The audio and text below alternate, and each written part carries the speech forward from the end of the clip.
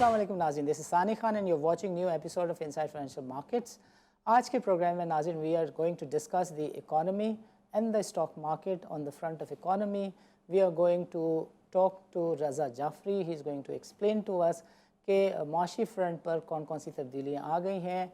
Isaac डार के आने के बाद कौन से वो स्टेप्स हैं जिसकी वजह से कहा जा सकता है कि मईशत अपने सही ट्रैक पर आ गई है।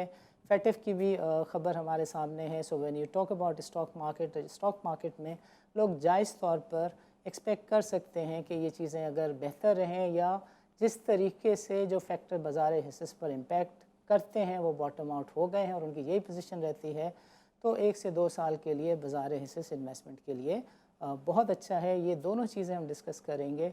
पहले हम बातचीत करेंगे मुज़फ़्फ़र से जो कि CEO हैं एयरलिंक के, फिर हम बात करेंगे रज़ा से। मुज़फ़्फ़र साहब, welcome to the show and अस्सलाम वालेकुम। सलाम जी, कैसे हैं आप? ज़बरदस्त। मुज़फ़्फ़र साहब, ये फरमाइएगा कि जो प्रेजेंट सिचुएशन है जिसमें फॉरेक्स के इश्यूज़ हैं, LCs के खोलने में मसाइल हैं, इंपोर्ट पे बैन है, और जो SKD है इसकी इंपोर्ट से रिलेटेड भी मसाइल का सामना है मोबाइल मैन्युफैक्चरिंग इंडस्ट्री को। How are you coping with the situation? देखिए, सबसे पहले तो अगर आप बात करते हैं जो फॉरेक्स के मसाइल और ये तो पूरे मुल्क को, बल्कि मैं समझता हूँ कि इस वक्त पूरी दुनिया को है। आप बहुत सारे मुल्क ले लें जहाँ पे अगर इंग्लैंड की करेंसी ले लें तो इवन यूके की करेंसी काफी डेप्रिशिएट हुई है, इजिप्ट की करेंसी डेप्रिशिएट हुई है। It's a global issue now at this point of time. तो ये तो पाकिस्तान भी कोप अप कर रहा है और बाकी मुल्क भी लगे हुए हैं, और इंशाल्लाह ताला आई होप कि आहिस्ता आहिस्ता ये चीजें इंप्रूव हो जाएंगी। आप ये देखें कि डॉलर 240 से वापस रिवर्स होकर 220 के अंदर आया और फिर 1-2 रुपए ऊपर नीचे है। So things are getting better and we are very much hopeful कि चीजें इससे ज्यादा बेहतर हो जाएंगी और आहिस्ता आहिस्ता आप ये देखेंगे कि इकोनॉमी भी रिवाइव होगी and once the revival is there we are ready for that. और इवन आज की डेट में देख लें, if you talk about specifically Airlink, तो एयरलिंक के साथ जो, because we are import based industry, तो जनरली इससे होता है कि प्राइसेस पे इम्पैक्ट जरूर आता है। लेकिन चूंकि एयरलिंक 1200 रुपए से लेके ऑलमोस्ट 3-4 लाख रुपए तक के फोन की प्राइस हर प्राइस ब्रैकेट में है, तो हमें इम्पैक्ट इस तरह नहीं पड़ता, क्योंकि एक कस्टमर जिसने पहले जिसकी जेब 60 हजार के फोन की इजाजत देती थी, अब अगर वही फोन 80 हजार का हो गया तो वो प्रेफरेंस 60,000 यूज की रहेगी। तो 60 हजार में जो फोन पहले 40 का था, अगर वो 60 का हो गया तो वो वाला फोन ले लेगा। सो इन दिस केस हम ये समझते हैं कि एयरलिंक के तो ओवरऑल सेल्स पे इस तरह इम्पैक्ट नहीं पड़ा जिस तरह होना चाहिए, but still yes there is a little impact. वो ऑफ कोर्स इकोनॉमी एक थोड़े से क्राइसिस में है, वो इम्पैक्ट जरूर है, but it is not impacting कि एयरलिंक की ग्रोथ ट्रेजेक्टरी को इस तरह इम्पैक्ट नहीं कर रहा जिस तरह आप देख इकोनॉमी है। लेट्स सपोज अगर आप लास्ट ईयर के रिजल्ट्स देखें और इस साल की बॉटम लाइन एयरलिंक की देखें, which we have already presented in the board, Airlink की बॉटम लाइन पिछले साल से बेहतर है। Okay, great. ये फरमाइएगा कि जब इंपोर्ट पे कंप्लीट बैन की बातें हो रही हैं तो एक्सपोर्ट का जो पोटेंशियल है वो कितना एयरलिंक को दिख रहा है, या कॉम को क्या मैसेज देना चाहते हैं as the CEO of Airlink कि down the road 1 year 2 year you may be exporting? देखिए, down the road 1 year 2 year नहीं, एक्सपोर्ट तो बिल्कुल राउंड द कॉर्नर है और हम इस पे बड़ी तेजी से काम कर रहे हैं। स्टेट बैंक ऑफिशियल से बात हो चुकी है, वो ये कहते हैं जो प्रोडक्ट आप एक्सपोर्ट के लिए इंपोर्ट करेंगे we will allow that. Right, क्योंकि एंड पर्पस क्या है उनका, गोल ये है कि डॉलर्स मुल्क से बाहर ना जाए जरूरत से ज्यादा। और because mobile is not a luxury, it has become a necessity. आप अगर अपने घर से निकलते हैं और आपकी जेब में सेल फोन नहीं है तो वापस घर जाएंगे। इसी तरह तमाम टेक्नोलॉजी, हर चीज, बैंकिंग, ऑल द डिपार्टमेंट्स, जितनी भी आप गवर्नमेंट डिपार्टमेंट्स हैं, गवर्नमेंट की जितनी हर चीज ई सेक्टर पे जा चुका है और हर चीज मोबाइल के ऊपर है। तो गवर्नमेंट को पता है कि इस पे हम पाबंदी इस तरह नहीं लगा सकते। एंड सेकेंडली अगर एक्सपोर्ट्स करने हैं तो दे आर वेलकम कि आप जितनी भी इंपोर्ट करें इतनी आप एक्सपोर्ट कर सकते हैं, उसमें हमें कोई इशू नहीं है। If it is export based you can import as much as you want.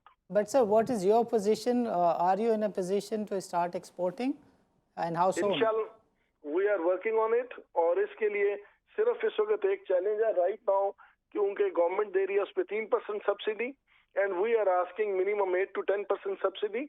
but still there are cushions, there are places where we can export even at 3% subsidy, and we can start this window. Okay great. एक और चीज़ फरमाएं कि अब हमें दिख रहा है कि China और यूएस की जो ट्रेड वॉर है उसमें हिंदुस्तान जो है वो अमेरिका के साथ लगता हुआ अलाइन होता हुआ नज़र आ रहा है। और हमने रिसेंटली देखा कि हिंदुस्तान ने चाइना की शाओमी एक फर्म है जो कि इस मैन्युफैक्चरिंग के बिज़नेस में है, उसके अकाउंट्स को फ्रीज़ किया, ये इल्ज़ाम लगा के कि वो जो उसकी डिवाइस है वो अनऑथराइज तरीके से जो मनी लॉन्ड्रिंग हो रही थी उसकी इंफॉर्मेशन को कंसील कर रही थी और डिस्कवर नहीं होने दे रही थी। सो ऐसे में पहले तो ये फरमाइएगा कि how do you look at this situation कि चाइना अपने मफादात को कैसे प्रोटेक्ट करेगा, और दूसरा ये फरमाइएगा कि इस प्ले में पाकिस्तान कहाँ फिट इन होता है, पाकिस्तान को कहाँ क्या प्राइस देनी पड़ सकती है। देखिए, फर्स्ट ऑफ ऑल पाकिस्तान एक इंडिपेंडेंट मुल्क है। हम ये समझते हैं कि हमने इन बड़ों की लड़ाई में पाकिस्तान ने अपने आप को खराब नहीं करना है। राइट। और जहां तक Xiaomi का ताल्लुक है और Xiaomi के इंडिया के जो मामलात हैं, वो आई थिंक उसकी पोजीशन Xiaomi बेहतर बता सकता है। चाइना एक बिजनेस कंट्री है, मैं नहीं समझता as a Xiaomi as a company कि वो किसी भी मुल्क से एज ए बिजनेस पार्टनर और एज एन बिजनेस ऑर्गेनाइजेशन वो किसी भी मुल्क से लड़ाई कर रहा हो या बिगाड़े या कोई ऐसी चीज हो। और इंडिया के साथ उसके जो भी मामलात है वो Xiaomi बेहतर तरीके से बता सकता है और अपने तौर पे बता सकता है। लेकिन हमें तो इस चीज में फोकस करना चाहिए कि Xiaomi का पाकिस्तान के अंदर कितना इंटरेस्ट है और वो इंटरेस्ट गवर्नमेंट ऑफ पाकिस्तान उसको कैसे ला सकती है। और उसका बड़ा आसान जवाब है, once you do the incentive of 10%, you forget about कि किसी भी कंपनी ने, आइदर Xiaomi और any company, any mobile industry company, कि उसने इंडिया जाना है, पाकिस्तान जाना है, वियतनाम जाना है, ये कंपनीज तो बिजनेस प्रोपोजिशन को एवेल्युएट कर रही होती हैं। अगर आप उनको राइट मार्जिन देंगे, राइट स्पेस देंगे इंटरनेशनल मार्केट में खेलने के लिए, they will come, they will work. Okay great. इस सिचुएशन को तो हम बिल्कुल एज ए बिजनेस सिचुएशन देखते हैं। अगर आप उनको अच्छा इंसेंटिव देंगे तो वो आज भी आएंगे और कल भी आएंगे। और हमारे पास कोई ऐसी न्यूज नहीं है जिसमें Xiaomi ने कोई ऑफिशियल स्टेटमेंट दिया हो कि हमारा झगड़ा हो गया। But what we are saying, ये तो रॉयटर्स की खबर है। जी, ये अखबारी खबर है, बट अगर आप इसको एज एन ऑर्गेनाइजेशन देखें तो we can not tell Xiaomi कि what happened with you in India और क्या हुआ। We have to work on our own way. हमें अपने आप को देखना है और हमें अपने मुल्क की प्रपोजिशन को देखना है कि हम क्या बिजनेस प्रपोजिशन ऑफर कर रहे हैं। ज़बरदस्त। ये फरमाइएगा कि iPhone 14 जो है वो असेंबल हुआ है हिंदुस्तान में। हमारी जो सिचुएशन है डाउन द रोड 2.5 ईयर, आपको ये जो इंडस्ट्री है as a segment, as a sector, ये कैसे प्रॉस्पर करती हुई नज़र आ रही है 2-3 सालों में आगे? देखिए, एक चीज आप ये देख लें कि पिछले 1 साल पहले, 1.5 साल पहले गवर्नमेंट ने SKD की इजाजत दी थी। आज सिर्फ आईफोन के अलावा तमाम ग्लोबल ब्रांड्स इंक्लूडिंग सैमसंग, सब फोन्स पाकिस्तान में बन रहे हैं। अगर 1.5 साल के अंदर SKD तमाम फोन्स की शुरू होगी और इसी तरह अगर आप अच्छा प्रपोजिशन फ्यूचर में भी देंगे और इसी तरह अच्छे एक्सपोर्ट प्रोस्पेक्ट्स देंगे, अच्छी एक्सपोर्ट सब्सिडी देंगे, तो आईफोन भी बनेगा। मैं नहीं समझता, मैं इस चीज का कायल नहीं हूं कि कोई भी हुकूमत, कोई भी मुल्क, कोई भी कंपनी बिजनेस प्रपोजिशन को छोड़कर वो नॉन बिजनेस प्रपोजिशन पे किसी भी मुल्क में चला जाए। अगर आप आईफोन को भी अच्छे प्रपोजिशन दिखाएंगे, अच्छे एक्सपोर्ट्स प्रोस्पेक्ट्स दिखाएंगे, वो क्यों नहीं आएंगे? It's a company, it's a business. तमाम आज जितनी भी वॉर इकोनॉमी की है, अगर आप अच्छे एटमॉस्फेयर देंगे, अच्छे उनको अच्छा इंसेंटिव देंगे, तो दुनिया का हर मुल्क की हर कंपनी आएगी आपके पास। iPhone has a better market and penetration in the Asian region and the other regions. So do you see a possibility कि कभी ये पाकिस्तान में भी मैन्युफैक्चर हो और यहाँ से कोई एक्सपोर्ट के चांसेस बने? मैंने आपको कहा, आप अगर उनको अच्छे इंसेंटिवाइज करेंगे इंडस्ट्री को, और एज एन आईफोन अगर आप उसको अप्रोच करेंगे, गवर्नमेंट ऑफ पाकिस्तान अगर कोशिश करेगी और उसको ये कहेगी कि जो इंसेंटिव नेबरिंग कंट्रीज में मिल रहा है हम उससे अच्छा देंगे, तो एज एन ऑर्गेनाइजेशन वो क्यों नहीं आएंगे यहाँ पे? ज़बरदस्त। आखिर वाई में मुज़फ़्फ़र साहब, आपने ये हमारे नाज़रीन को थोड़ा सा ये गाइड करना है, ये बताना है कि पिछले 1 साल में आपका जो ग्रोथ ट्रैक रिकॉर्ड है वो कैसा रहा है, और आइंदा 4 से 5 सालों का आपका जो मंसूबा है, प्लान है, ग्रोथ प्रॉस्पेक्ट्स हैं, वो एयरलिंक के कैसे हैं? प्लीज़। देखिए, पिछले 1 साल में जब से हमने आईपीओ किया, हमें उसके बाद से ऑलमोस्ट जब आईपीओ किया तो पहला क्वार्टर तो गुजर चुका था राइट। फाइनेंशियल ईयर का। उसके बाद से जो लास्ट क्वार्टर फाइनेंशियल ईयर का था उसमें ऑफ कोर्स थोड़े से चैलेंजेस आए, क्योंकि गवर्नमेंट को एकदम से हमारे मुल्क को चैलेंजेस थे, एलसीज को रोकना पड़ा, जो कि अब उन्होंने आके first quarter new financial year के मिड में और एंड में आके खोल दिया, और अब एलसीज खुल रही हैं, लेकिन ऑफ कोर्स स्टिल उसमें थोड़ा सा कोटा है। बट हमारी ग्रोथ पिछले साल की जो पिछले साल की टॉप लाइन से इस साल पिछले साल से बेहतर थी टॉप लाइन, और बॉटम लाइन भी बेटर थी। ओके। सो इन हालात के बावजूद वी परफॉर्म्ड, और आने वाले दिनों में और अगले 5 साल में मैं समझता हूँ मोबाइल मैन्युफैक्चरिंग का पाकिस्तान में बहुत स्कोप है, और एक्सपोर्ट भी होगी पाकिस्तान से। और एयरलिंक इसको ऐसे देखता है कि जिस तरह हमने Xiaomi इसी साल मैन्युफैक्चरिंग शुरू की, which was actually in the second quarter, और जैसे ही सेकंड क्वार्टर में शुरू की थोड़ी सी पाबंदियां लग गई इंपोर्ट बेस्ड की, और जो कि फर्स्ट फाइनेंशियल न्यू ईयर के फर्स्ट क्वार्टर में आके वो पाबंदियां थोड़ी सी हटी हैं। और मैं समझता हूँ अगर Xiaomi सिर्फ परफॉर्म करता रहे और इसके साथ बाकी ब्रांड्स, हम टेक्नो जो बाकी ब्रांड्स बना रहे हैं, तो इंशाल्लाह we will achieve the target. Muzaffar साहब, आपका प्रोग्राम के लिए वक्त निकालने का बहुत बहुत शुक्रिया। नाज़रीन, वक्त हुआ चाहता है एक छोटे से वक्फे का।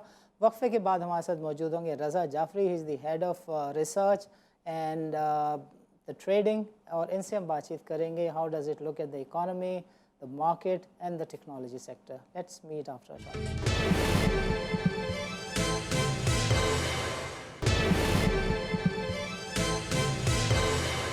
वेलकम बैक नाजरीन। नाजरीन, प्रोग्राम के पिछले सेगमेंट में हमारे साथ मौजूद थे Muzaffar, the CEO of airlink. उन्होंने बहुत ही तफसील के साथ हमें बताया कि जिस तरह के चैलेंजेस हैं इंपोर्ट के और फॉरेक्स के, उसको उनकी इंडस्ट्री जो है वो कैसे सस्टेन कर रही है। But down the road 1.5 year उन्होंने बताया कि आईफोन से लेकर और Xiaomi के साथ जो वो कुछ कर रहे हैं, सो एक्सपोर्ट के नंबर्स बहुत अच्छे Airlink is poised to show. Apart from that, उन्होंने इन जनरल जो मोबाइल सेक्टर में जो मैन्युफैक्चरिंग है उसके लिए क्या क्या मिनिस्ट्री के साथ डेवलपमेंट्स हुई हैं, प्रोग्रेस हुई हैं, और उसके इम्पैक्ट भी 6 से 8 महीने में नज़र होते हुए नज़र आ रहे हैं। That is something that you also briefed. Program के इस सेगमेंट में we are going to talk about the economy, technology sector and what are likely to be the picks of the IMS securities down the road 6 to 8 months. और ये सब कुछ हमारे साथ discuss करेंगे Raza Jafri. He is the head of trading, head of research. Raza, welcome to the show and अस्सलाम वालेकुम। Thank you for having me. वालेकुम सलाम। रज़ा ब्रदर्स, सबसे पहले फरमाइएगा कि what is your take on the economic landscape and the external account? अच्छा, आहिस्ता आहिस्ता इसमें थोड़ा सा I mean obviously we all know कि Pakistan has had a tough situation. पिछले 2-3 महीने पहले हम चले जाएं, ज़्यादा दूर जाने की ज़रूरत नहीं है। जुलाई की अगर हम बात करें तो कुछ लोग तो श्रीलंका टाइप सिचुएशन की से हमें मिला रहे थे कि जहाँ पे ऑब्वियसली वो डिफ़ॉल्ट कर गए। तो अल्हम्दुलिल्लाह वहाँ से तो बहुत बेहतर एक सिचुएशन है। और इम्पॉर्टेंट बात यह है कि हम आईएमएफ प्रोग्राम में हैं। और वो बात ठीक है कि फ़ाइनेंस मिनिस्टर हमने तब्दील होते हुए देखे हैं, लेकिन नए फ़ाइनेंस मिनिस्टर सरकार साहब ने भी हर मोड़ पे यही कहा है कि he would like to complete the IMF program. तो एक तो वहाँ से एक चीज़ कंफर्ट आ जाती है। हमने जो पिछले साल में मेजर्स लिए हैं, whether it was monetary tightening या एडमिनिस्ट्रेटिव मेजर्स, उनके असरात अभी हमें नज़र आ रहे हैं। तो अभी जो सितंबर का करंट अकाउंट डेफिसिट हमने देखा तो राइट। तकरीबन $300 कुछ था। अगस्त वो $676 मिलियन, जो शायद अप्रैल के बाद सबसे कम हमने देखा है। राइट। तो लग तो ये रहा है कि जो स्ट्रेटजीज़ या मेजर्स हुकूमत ने लिए हैं पिछले 6 महीने 1 साल में, उनका असर आ रहा है। और ऑब्वियसली हम प्रोग्राम के एंड में हैं। तो येस, इट इज़ ट्रू कि हमारा इंपोर्ट कवर अभी निस्बतन कम है, तकरीबन 1.5 महीना है। लेकिन ये जो नया डेटा आया है, इसमें साथ आप ये मिला लें कि हम आईएमएफ प्रोग्राम में रहना चाहते हैं। इसमें आप ये शामिल कर लें कि obviously we will talk to our bilateral creditors, जिसमें चाइना शामिल है।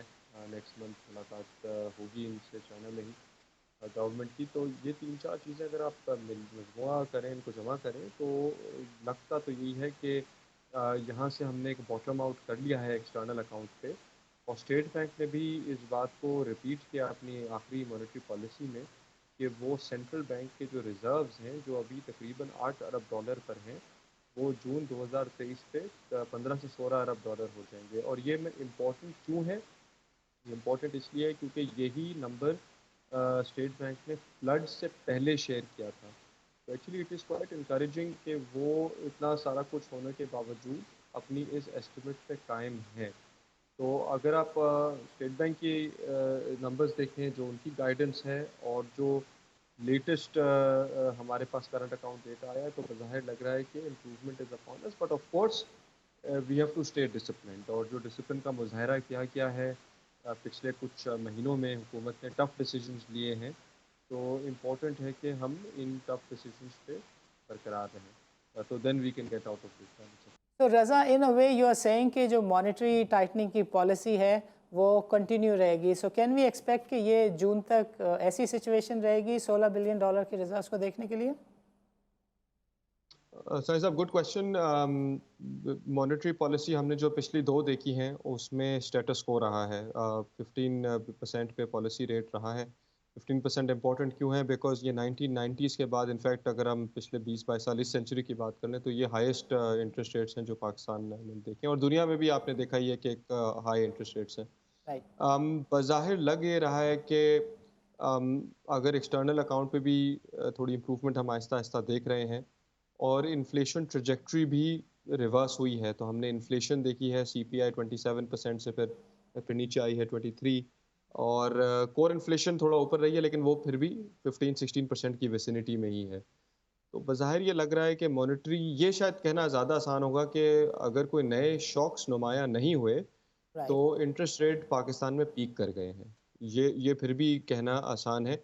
रिज़र्व्स की सिचुएशन में बहुत सारे फैक्टर्स आ जाते हैं ना, मतलब राइट। ये कि राइट। ऑयल प्राइसेस क्या करती हैं, राइट। इंपोर्ट एक्सपोर्ट्स और lot of factors. Interest rate पे फिर भी एक व्यू ली जा सकती है। तो लास्ट मॉनेटरी पॉलिसी पे भी 90% ऑफ पीपल थॉट के स्टेटस को होगा, और ऐसा ही हुआ। तो उस पे कॉल लेना निस्बतन आसान है। सो ये जो डार साहब के नाम से बातें मंसूब की जा रही हैं कि वो इंटरेस्ट रेट को कम करते नज़र आ रहे हैं नियर फ्यूचर में, मुझे तो फंडामेंटली नज़र नहीं आता कि there is a room to exercise that. Yes और नो? आई थिंक उन्होंने एक तो करेंसी पे भी यही कह दिया था कि रिजर्व्स नहीं है, तो वो इजाज़त नहीं देते। राइट। तो आप यही समझ लीजिए कि फ़िलहाल जो एनवायरनमेंट है, शायद उसमें इंटरेस्ट रेट कट करना प्रूडेंट नहीं होगा, वो काउंटर प्रोडक्टिव हो जाएगा। बहरहाल ये ज़रूर कहा जा सकता है कि अगर हम एक्सट्रैपोलेट करें करंट ट्रैजेक्टरी को, तो अगले before June we do expect के इंटरेस्ट रेट कट्स हो सकते हैं। इतनी हाई बेस एक सेट हो गई होगी राइट। कि राइट। अगले साल में वाकई आप देखेंगे तो बड़े quickly inflation will come of. तो ओके। वी डू एक्सपेक्ट के मिडिल ऑफ नेक्स्ट ईयर तक 2023 के बीच में इंटरेस्ट रेट्स कटना शुरू हो जाएंगे, शायद उससे पहले भी।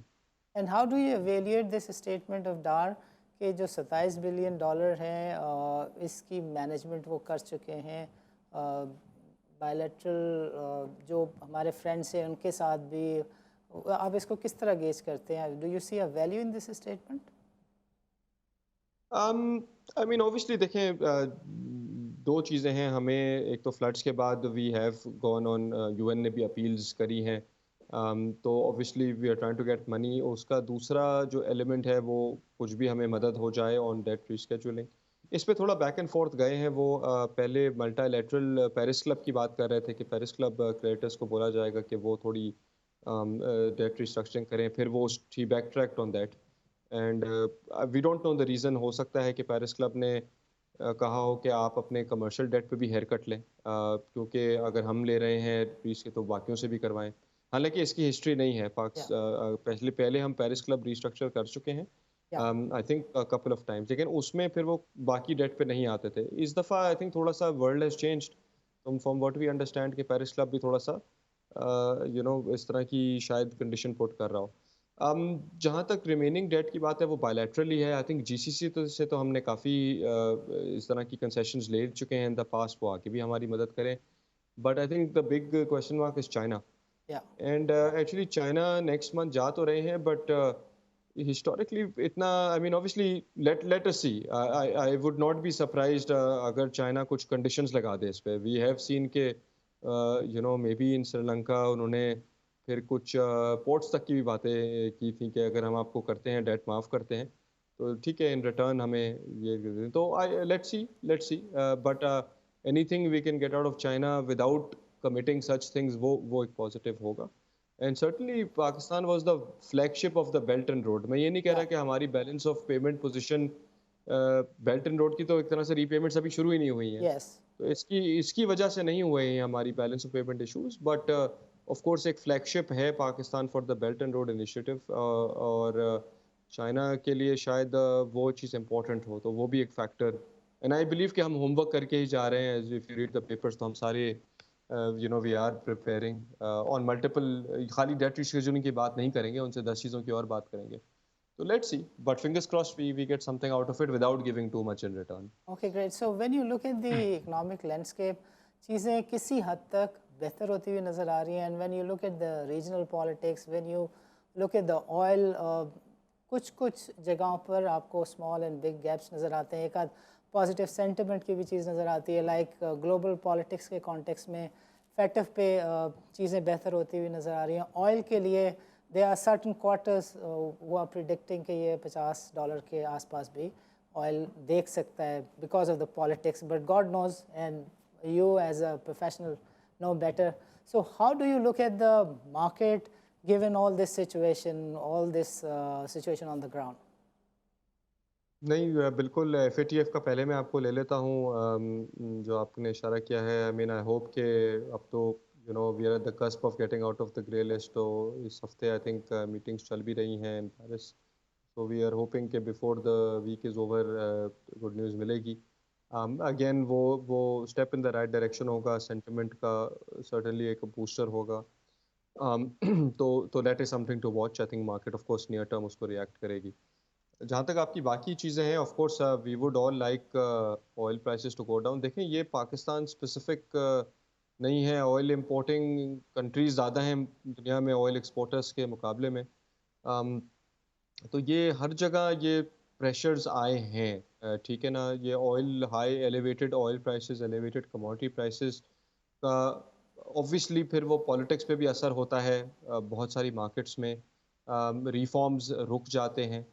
तो लाइक आई सेड कि इट इज़ इम्पॉर्टेंट कि हम IMF के एम्बिट में हैं. Right. तो तकलीफ सिर्फ पाकिस्तान में नहीं है. Even you can see even in Germany and UK अगर आप देखें तो उनका भी अभी I believe Liz Truss has just resigned. Yeah. Germany में भी UK में भी देयर इज नाउ ब्लैकआउट्स और लोड शेडिंग का कॉन्सेप्ट तो शायद वहाँ भी आ रहा है. Yeah. तो इट्स और tough all prime over the minister भी वर्ल्ड. जल्दी जल्दी बदले जा रहे हैं. So we are not an exception.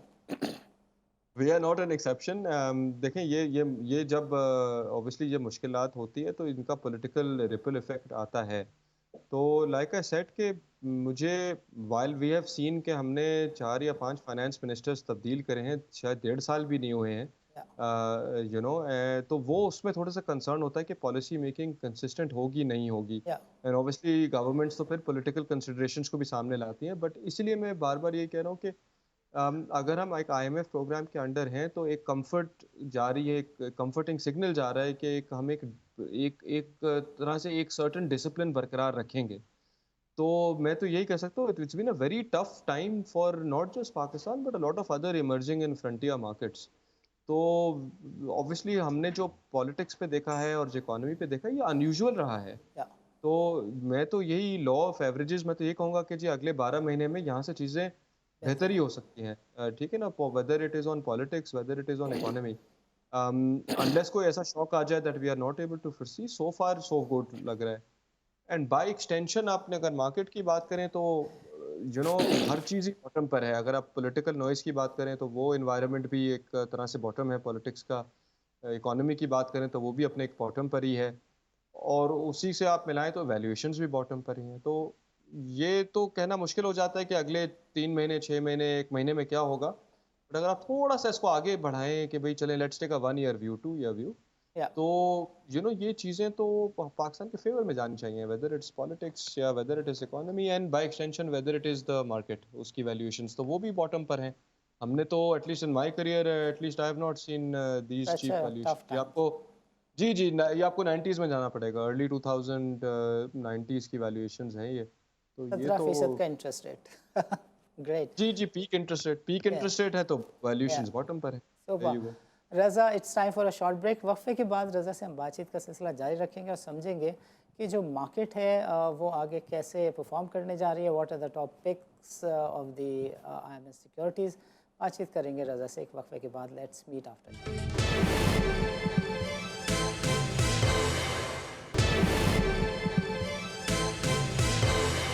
Welcome back नाजरीन। नाजरीन, वक्फे से पहले रज़ा ने तफसील के साथ हमें बताया कि इकनॉमिक लैंडस्केप पर ग्लोबली पाकिस्तान में किस तरह की तब्दीलियाँ रूनुमा हो रही हैं। Pakistan is not an exception. Politically आप देखें तो बरतानिया से लेके सब जगहों पर इसी तरह के चैलेंजेस हैं जिस तरह के पाकिस्तान को चैलेंजेस दरपेश हैं। लोड शेडिंग का जो फिनोमेना है वो अब यूरोप में भी है। प्राइम मिनिस्टर की जो जल्दी जल्दी तब्दीली है वो बरतानिया में भी हमें देखने में नज़र आ रही है। But when we talk about Pakistan and the Pakistani stock market, what he explained and shared with us was कि हर चीज़ जो मार्केट को इम्पैक्ट करती है वो बॉटम आउट होती हुई नज़र आ रही है या जल्दी होती हुई नज़र होने वाली है। This is what he said to us. बातचीत का सिलसिला रज़ा से यहीं से शुरू करेंगे और रज़ा से समझेंगे कि व्हेन ही सेज के वैल्यूएशंस जो हैं वो बहुत ही अट्रैक्टिव हैं। Raza, what do you mean by that कि इस पर्टिकुलर सिचुएशन में 1990s में जब ये पीक इंटरेस्ट रेट थे और वैल्यूएशन क्या ऐसी ही थी या इससे भी ज़्यादा अट्रैक्टिव थी? थिंक प्राइस टू अर्निंग पे तो we have not seen it cheaper. तकरीबन 3 से 4 टाइम्स अर्निंग्स पे कंपनीज ट्रेड हो रही हैं। Right. The other things we can rely on are market capitalization to GDP। तो वो भी 19 आई मीन ये वो वाले मार्केट कैप सारी कंपनीज की आप वैल्यू ले लें जो या मार्केट कैपिटलाइजेशन है डिवाइडेड बाय द जीडीपी, तो ये तो कोविड लॉज और ग्लोबल फाइनेंशियल क्राइसिस पे आ गए हैं 2008 और 2020। राइट। और उससे पहले फिर वो 90s। राइट। तीसरी चीज़ मैं आपको कह सकता हूँ कि जब से अगर आप 10-15 साल का भी डेटा निकाल लें तो रीजनल मार्केट्स जो हैं जिसमें आपने रीट्रेड करा कि वहाँ पे या भी सिमिलर इश्यूज हैं। हिस्टोरिकली हमारा डिस्काउंट उनसे तकरीबन 30 से 35% रहा है, या तो दैट डिस्काउंट इज़ नाउ 60%। या तो whether it is relative to our own history, whether it is relative to analyst projections, या हम अपने आप को दुनिया की मार्केट से कंपेयर करें तो ये तो हर चीज़ इस पे पॉइंट कर रही है कि ये तो ट्रफ वैल्यूएशंस हैं। Right. And I think that is a very strong argument कि जी ठीक है, जैसे जैसे चीज़ें नॉर्मलाइज होंगी तो वैल्यूएशंस ने भी नॉर्मलाइज होना है। आई मीन मतलब let me put it this way कि मतलब अगर वैल्यूएशंस अपनी मीन पे जाती हैं, लास्ट 10 ईयर का पी हमारी मार्केट का 8 टाइम्स रहा है। या we are actually talking double. तो यस। ये तो ये अगर कोई कह रहा है कि जी मार्केट 50% रिटर्न दे सकती है यहाँ से, तो वेरी इजीली, ये कोई अनहोनी सी बात नॉट नहीं है। Rocket 2000 science. तो नॉट एट ऑल 2011 में 50% रिटर्न है, 2012 में 50% रिटर्न है, कुछ सालों में राइट। ज़्यादा रहा है। Right. But obviously we need things to, companies के प्रॉफिट्स बहुत अच्छे आ रहे हैं अगर आप या अभी देखें। राइट। इट इज़ जस्ट के we need that comfort on the top down, और टॉप डाउन से मेरी मुराद ये है कि पॉलिटिक्स और इकोनॉमी पे थोड़ा सा कंफर्ट आ जाए। और जो मुझे लग रहा है कि आई मीन बज़ाहिर I mean it's already in the price, ये या चीज़ें ऑलरेडी मार्केट ने प्राइस में ले ली हैं। तो यहाँ पे थोड़ा सा आपको कंफर्ट आए, ये फिर this is a lot of potential in this market. Right. ये सेइंग कि यानी लुक एट द नेशन जिसने $5 बिलियन का एडिबल ऑयल का इंपोर्ट देख लिया, महंगी तरीन कमोडिटी की प्राइसेस फेस कर ली, 250 रुपये लीटर पेट्रोल देख लिया, 240 रुपये का डॉलर देख लिया। सो लोगों ने तो काफ़ी सिस्टम ने भी काफ़ी रेजिलेंस शो की है। अब चीज़ें सिर्फ नॉर्मल भी रह जाएं तो ये भी मुल्क की मईशत के लिए, सरमायाकारों के लिए बड़ी खबर हो सकती है। But if you were to suggest, and I understand you rightly and wisely said so, कि जल्दी की ज़रूरत नहीं है, साल 2 साल का कम से कम व्यू लेने की ज़रूरत है। So taking this point of view in the mind, what would be your best picks? I think इसको दो तरीके से देखा जा सकता है। अगर मैं पहले सेक्टर्स की बात कर लेते हैं और फिर मैं स्टॉक्स की बात कर लेता हूँ। सेक्टर्स को हम थोड़ा सा बाइफरकेट कर देते हैं कि हमें नियर टर्म कौन सा अच्छा लग रहा है। नियर टर्म में वी स्टिल थिंक कि लाइक आई सेड कि क्लैरिटी आने में कुछ हो सकता है, कुछ महीने लग Right, जाएं, तो we would rather focus on near term more defensive names. right, ठीक है जी। तो डिफेंसिव में आ जाते हैं जो जिनकी एक स्टेबल बिजनेस मॉडल्स हैं, एक स्टेबल सी डिमांड है, हाई डिविडेंड यील्ड वो दे रहे हैं। तो उसमें आपके फर्टिलाइज़र आ जाएंगे। ठीक है जी। right, अगर आप समझते हैं कि प्रेसिडेंस भी है इसाक डार साहब का, जब वो 2013 में फाइनेंस मिनिस्टर बने थे तो सर्कुलर डेट पे उन्होंने काफ़ी फोकस किया था। अगर वैसा फोकस आता है तो may be the IPPs and the ENP stocks जो अभी तक परफॉर्म नहीं कर पाए हैं, yeah, कुछ ईएनपी खास तौर पे नहीं कर पाया है, तो वो हो सकता है। एंड ऑफ कोर्स फिर हाई डिविडेंड यील्ड पे बैंक्स भी पूरे उतरते हैं। right, अगर अच्छा सीमेंट का भी है, वी डू लाइक सीमेंट्स। बस वो देखना है कि दो न्यू लाइंस ऑनलाइन आई हैं, बेस्टवे की और फौजी की। तो वो अगर वो एब्जॉर्ब हो जाती हैं तो देन तो कोई इशू नहीं है। I think yeah, cement will look good. जो सेक्टर्स पे थोड़ा सा तहम्मुल की ज़रूरत है, मतलब मुझे लगता है फैंटास्टिक रिटर्न्स आउट देयर, लेकिन शायद वो टाइम लें, 6 महीना, 1 साल, 1.5 साल। yeah, वो फिर ऑटोज़ आ जाते हैं, टेक्सटाइल आ जाते हैं। अभी okay, आपको समझ नहीं आएँगे बिकॉज़ ऑब्वियसली फंडामेंटली बिल्कुल ही आप देखना इंटरेस्ट रेट पीक पर हैं, गाड़ियों की प्राइसेस बहुत तेज़ी से बढ़ी हैं, right, दुनिया में एक रिसेशन की बातें हैं, टेक्सटाइल एक्सपोर्ट्स पे हेडविंड्स हैं।